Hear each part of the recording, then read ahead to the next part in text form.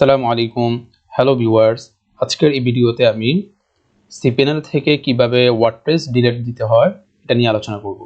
তো ভিউয়ার্স, অনেকেই দেখা যায় হচ্ছে সফটওয়্যার অ্যাপ ইনস্টলার থেকে ওয়ার্ডপ্রেস ডিলিট দেয়। তো এইভাবে সফটওয়্যার অ্যাপ ইনস্টলার থেকেই যদি শুধু ওয়ার্ডপ্রেস ডিলিট দেওয়া হয় তাহলে ওয়ার্ডপ্রেস ডিলিট হবে, বাট অনেক সময় দেখা গেছে যে সম্পূর্ণ ডাটাবেস সেটা ডিলিট হয় না, যার কারণে বিভিন্ন প্রবলেম ফেস করতে হয়।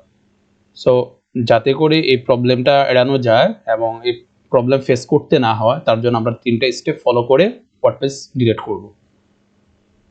নাম্বার 1, প্রথমে আমাদেরকে cPanel থেকে ফাইল ম্যানেজারে যেতে হবে।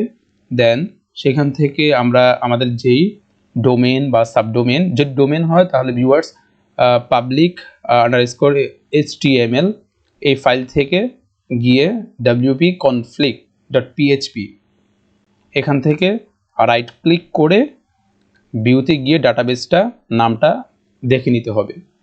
তো ভিউয়ার্স, আজকের এই ভিডিওতে আমি আমার একটা সাবডোমেন থেকে ওয়ার্ডপ্রেস ডিলিট করা দেখাবো।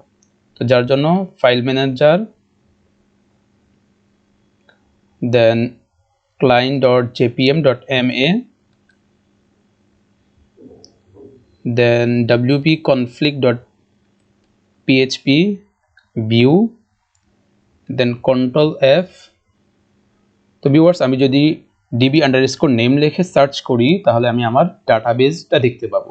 এটা হচ্ছে আমার ডাটাবেসের নাম হচ্ছে jpm_wp147। সো আমি আমার ডাটাবেস নাম দেখে নিলাম 147। আবার cPanel ব্যাক করে এবার হচ্ছে MySQL ডাটাবেস থেকে এই ডাটাবেসটা ডিলিট করতে হবে। MySQL ডাটাবেস jpm_147 আমার ডাটাবেস, এই ডাটাবেসটা আমি ডিলিট করব। So delete database and go back। এবার ভিউয়ার্স, আমি হচ্ছে ইউজারটিও ডিলিট করব।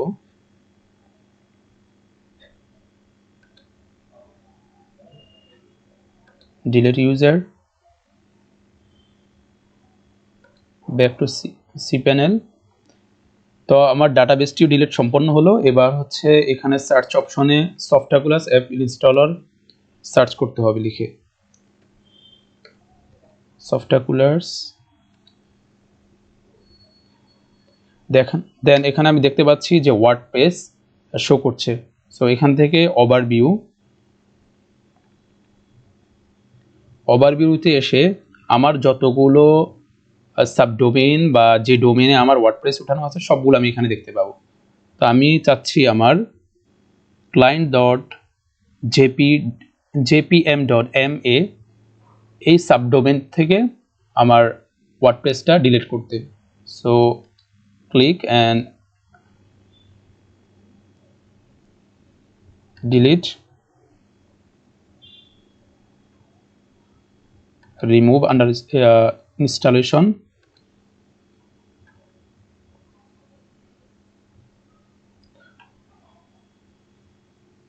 তো ভিউয়ার্স, আমরা দেখতে পাচ্ছি যে the installation was removed successfully.